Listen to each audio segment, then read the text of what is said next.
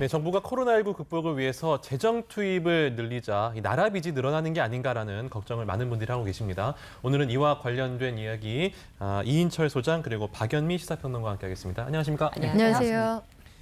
네, 먼저 준비된 영상 보고 계속해서 이야기 나누겠습니다. 코로나19 극복을 위한 1, 2차 추경으로 GDP 대비 국가 채무 비율은 37.1%에서 41.4%로 상승했습니다. 여기에 3차 추경까지 더해지면 그 비율은 더욱 올라갈 전망인데요. 국가 채무 관리의 마지노선이 무너졌지만 정부는 재정 확대가 불가피하다는 입장입니다. 그야말로 경제 전시 상황입니다. 전시 재정을 편성한다는 각오로 정부의 재정 역량을 총동원해야 합니다. 하지만 상승 속도가 너무 빨라 경계해야 한다는 지적도 나오고 있는데요. 정부는 중기적으로 재정 건전성을 확보하기 위한 노력을 하겠다고 말했습니다. 사상 최고 국가 채무 비율에 늘어나는 나라 빚을 둘러싼 각종 논란, 오늘 아침 뉴스룸에서 자세히 살펴보도록 하겠습니다. 네, 1차, 2차 그리고 3차 추경까지 정부가 역대 최고 규모의 추경 예산안을 편성했는데 나라 빚이 너무 느는 것 아닌가 하는 걱정이 있습니다. 소장님 어떻게 생각하시나요? 맞습니다. 사실 반세기 만에 3번, 1년에 3번에 걸쳐서 본 예산 외로 추가로 예산을 편성해야 되는 일이 발생을 했습니다. 미중유다, 사상 초유다라는 얘기를 하는데 그만큼 코로나19가 미치는 파장이 심상치 않다라는 건데요. 1차에 11조 7천억 원, 2차에 12조 2천억 원, 그리고 어제 국회 제출된 3차 추경이 35조 3천억 원. 세 개만 합쳐도 거의 60조 원에 가까워요. 네. 이 돈 어떻게 마련할까요? 세금으로 하겠죠. 마른 수건 짭니다. 예. 2번 짰잖아요. 예. 너덜너덜해진데 또 짭니다. 또 짜고. 그리고도 절반 이상이 남아요. 그럼 건조기를 돌리는 수준이군요. 맞습니다. 건조기요? 그래서 한 35조 가량은 이 누적해서 이거는 국가 빚, 국채를 발행해야 되는 수준이에요. 네. 자, 그러다 보니까 지금 경기가 지난해부터 안 좋아서 네. 세금이 잘 안 거쳐요. 세금이 잘 안 거치는데 쓸 돈은 더 많아졌습니다. 네. 그러니까 이제 정부가 관리하고 있는 관리 재정 수지는 벌써 올 연말 110조 원이 넘는 적자가 예상이 되고 있습니다. 예. 그러다 보니까 3차 추경만 반영했을 때 네. 국가 부채를 GDP로 비교해 보니 네. 43.5%까지 껑충 뛴 거예요. 그나마 우리는 네. 지금 뭘 위안 삼고 있냐. 야, 부자들은 우리보다 빚이 더 많아요. 다른 나라들이요? 지금 나오고 있네요. 얼마나 많습니까? 저게 와, 뭐 일본은 왜 저렇습니까? 일본은 저게 2018년 기준입니다. 일본은 220%가 넘습니다. 국가 채무가 224%라고요? OECD 예. 2배네요. OECD 평균의 2배가 네. 넘고요. 예. 그리고 이제 미국, 영국도 110% 내외입니다. 예. 그리고 이제 독일 역시 70%. 그래서 네. 우리는 상대적으로 OECD 평균이 예. 110%라고 치면 네. 절반 이하로 관리가 되고 있다라는 데 위안을 갖고 있는데 문제는 지금 이게 바로 끝나면 좋은데 네. 근데 전문가들처럼 2차 유행, 대유행이 오면 그땐 정말 우리도 굉장히 빠른 속도로 늘어날 수 있습니다. 근데 이제 우리가 부자들 얘기할 때 빚 없으면 부자라고 하잖아요. 근데 방금 자료 보니까 부자 나라들, 흔히 부자 나라들이 빚이 너무 많은데 이거 왜 이렇습니까? 일단은 국가가 예상한 외로의 추가 예산을 쓴다라는 건 경기가 침체될 때, 예. 경기가 위축될 때 돈을 풉니다. 네. 효과도 있고요. 그렇죠. 실제로 우리가 10년 주기 위기설을 할 때 글로벌 금융위기, 리만 브러더스발 금융위기 2008년을 들 수 있는데 네. 선진국도 그때까지 나쁘지 않았어요. 두 자릿수로 관리를 잘했습니다. 네. 그러나 이거 정말로 당시에도 굉장히 어려웠기 때문에 전 세계적으로 돈을 풀었습니다. 2008년 당시에 이 OECD의 이 국가 평균 부채 비율은 80% 선이었는데 네. 전 세계가 공히 이 재정 확대를 외쳤습니다. 네. 헬리콥터 벤이 막 돈을 뿌렸다고 할 그랬었죠. 정도였었죠. 예, 1년 만에 부채 비율이 10% 껑충 뜁니다. 그런데 국가 간 공조한 덕분에 경기는 회복이 됐어요. V자형으로 빠르게 회복이 됐는데 네. 너무 빨리 샴페인을 터뜨렸어요. 선진국들이. 예. 그다음에는 돈을 긴축을 하자. 그래서 긴축하는 과정에서 네. 이 남유럽발 위기라는 피그스. 그랬었죠. 이 국가가 또 이제 예. 불안합니다. 예. 이 국가가 불안하니까 다시 한번 또 돈을 풀어요. 네. 그러다 보니까 2010년, 11년 이제 OECD의 국가 부채는 100% 세 자릿수를 넘어서 이제 점진적으로 2017년에 110%까지 치솟았는데 네. 여기서 얻는 교훈이 두 가지예요.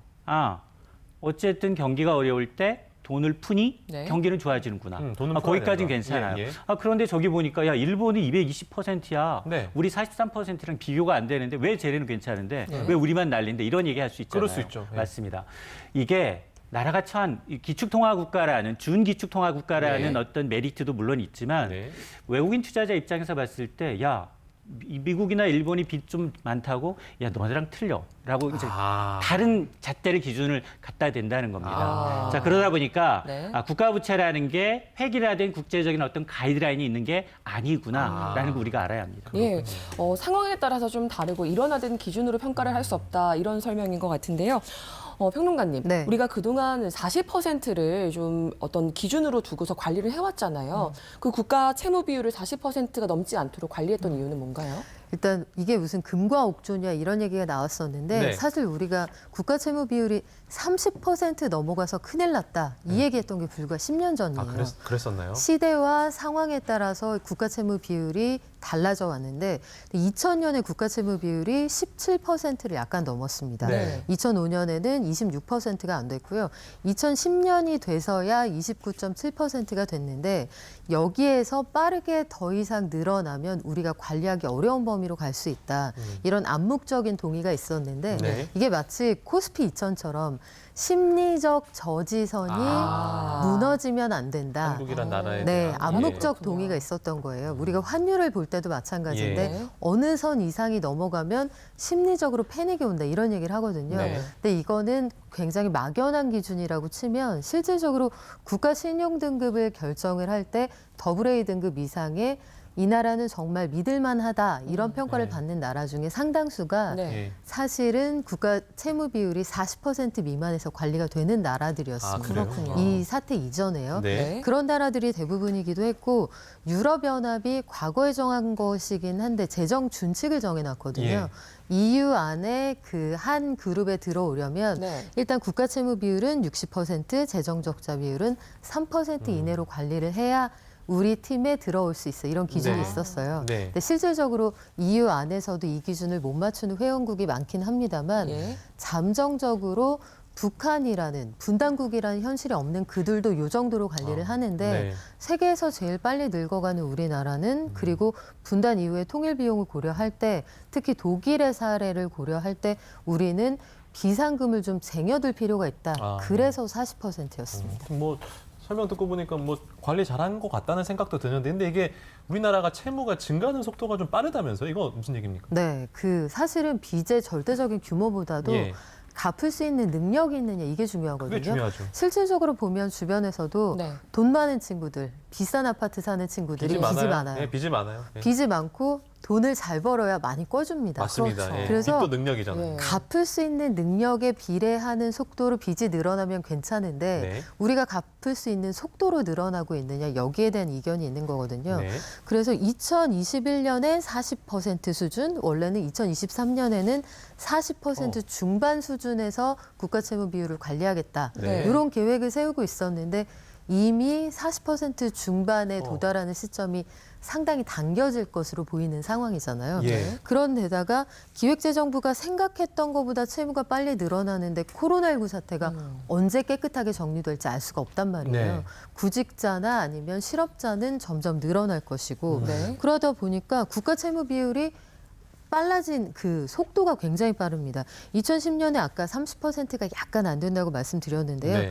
지난해 8.1%까지 늘어났거든요. 예. 그러면 증가 속도가 굉장히 가파르고 내년에는 뭐 어김없이 40% 중반까지 네. 될 것으로 보이니까 요게 걱정거리다 해서 이 필요한 잔소리, 예. 건강한 잔소리가 나오는 거고 재정 당국이나 재정 건전성을 중시하는 분들은 우리가 아이는 안 낳고 고령화 속도가 빠르기 때문에 잠재적인 납세자가 줄어들고 있어서 네. 이거 감당이 안 될 수가 있다 이런 걱정이 나오는 겁니다. 네, 건강한 잔소리라고 표현을 해주셨는데 네. 재정 악화를 과도하게 우려하는 거는 뭐 이렇게까지 우려할 필요가 없다. 우리 감당 가능하다 이런 의견도 있는 것 같아요. 맞습니다. 이게 사실 국가별로 돈 쓰는 패턴이 패턴이 좀 달라요. 네.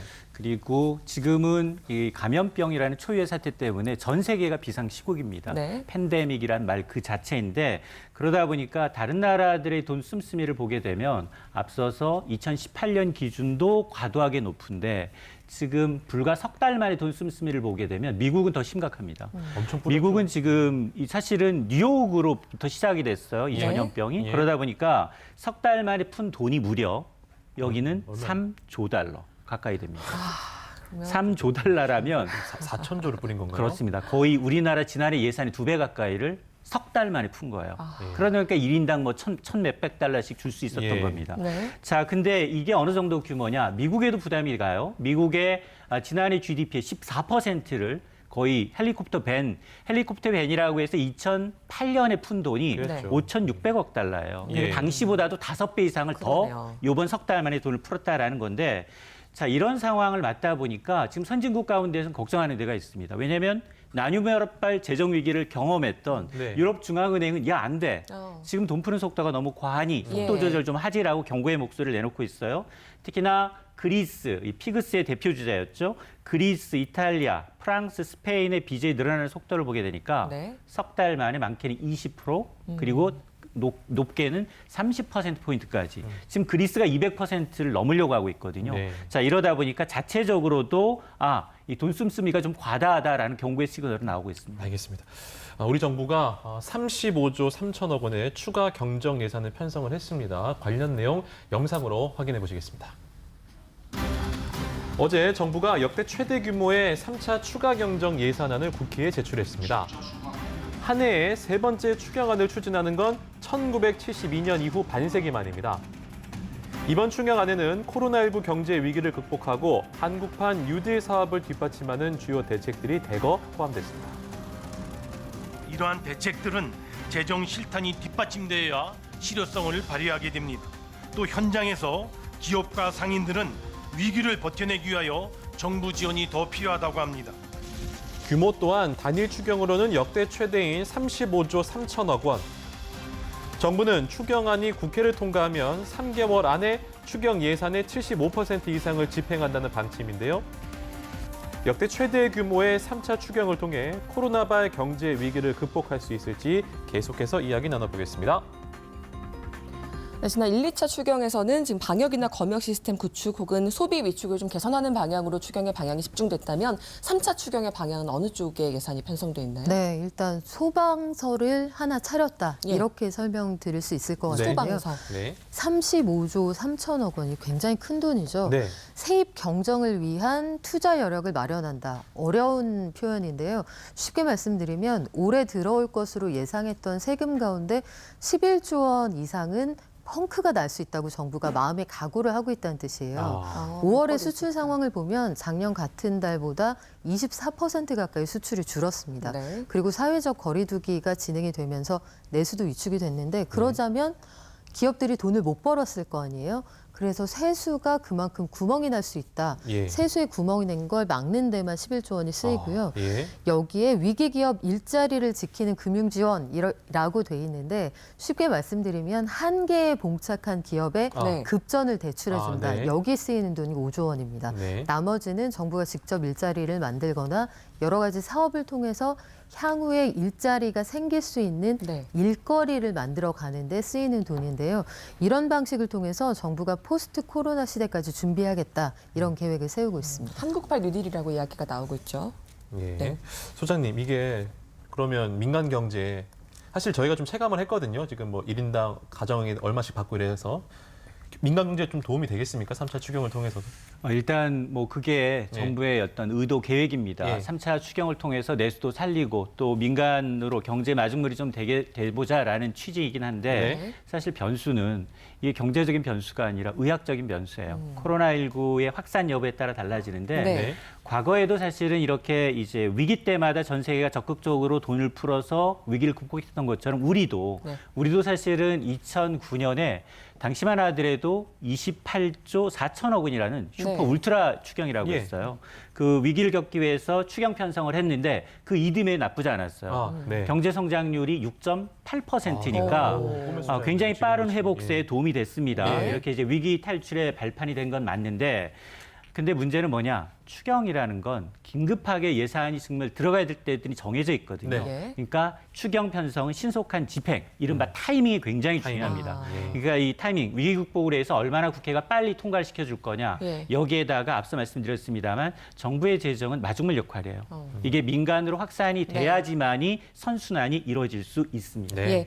살림살이 담당하는 지금 기재부 네. 3차 추경 어떻게 바라보고 있나요? 기획재정부는 지금은 어쩔 수 없는데 여기서 끝나면 안 되고 우리가 마중물이라는 얘기 많이 하지만 마중물만 붓다 끝날 수는 없잖아요. 네. 근본적으로 펌프가 고장났다 상황을 이렇게 보고 지금은 마중물을 좀 넣어주지만 근본적으로 펌프를 고치겠다. 그래서 나오는 게 한국판 그린 뉴딜이고요. 네.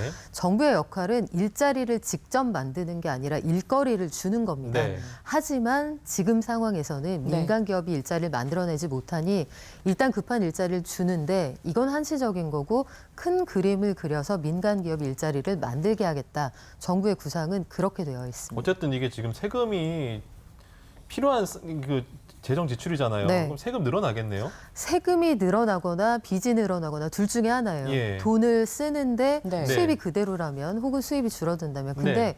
증세가 쉽지가 않습니다. 그런가요? 이게 일반 사람들이 다 경기가 어려워서 재난지원금까지 지급을 하는데 증세를 한다. 뭔가 그러면 모순되네요. 오른손으로 주고 왼손으로 예. 걷어 들인다는 얘기잖아요. 네. 그게 얘기가 안 되고 그럼 부자들한테 좀 더 걷어 기업들에게 걷어 이럴 수 있지만 네. 기업들이 장사가 안 된다고 말씀드렸잖아요. 아, 예, 예. 아까 급전대출 5조 원 한다는 말씀을 드렸으니까 네. 이것도 쉽지가 않아요. 그래서 정부가 지금 굉장히 고민을 하고 있어서 나오는 말이 세출 구조 조정이라는 건데 예. 이게 정말 마른 행주 쥐어 짠다는 말이지만 1, 2차 때 예. 많이 짜서 이것만 가지고는 쉽지가 않은 상황이에요. 달러를 찍어내는 미국이 너무 부러운 상황입니다. 네, 천조국이라고 예, 하죠. 너무 그래서. 부럽네요. 그런 나라. 지금 국무회의까지 통과를 했는데 지금 6월 안에 국회 통과 가능할까요? 가능할까요, 소장님? 타이밍이 중요한데. 맞습니다. 어제 국회에 제출은 됐는데 이제 국회 벽을 넘어야 되는 네. 이 순간입니다. 공이 넘어갔는데 사실은 추경을 해야 된다라는 데는 여야 의견이 없어요. 네. 벌써 야당이 먼저 기본소득제를 시범으로 한번 해보지라고 제안까지 할 정도니까 그렇죠. 돈을 푼다라는 데는 이의가 없는데 문제는 이 정치적인 이유입니다. 이게 지금 여야가 국회 상임위원장 자리를 놓고 지금 기싸움을 하고 있습니다. 예. 이러다 보니까 원구성 자체가 안 될 수 있다 아하. 이런 논의 때문에 네. 오히려 추경 절차가 늦어지는 게 아니냐. 아. 우리가 아마 긴급재난지원금 얘기 나왔다가 석 달 이상 걸렸잖아요. 예. 그런 것처럼 이건 지연이 되면 안 되는 사안입니다. 예, 어쨌든 골든타임에도 넘기지 않고 이게 또 진행이 됐으면 좋겠습니다. 두 분 말씀 여기까지 드릴게요. 고맙습니다. 고맙습니다.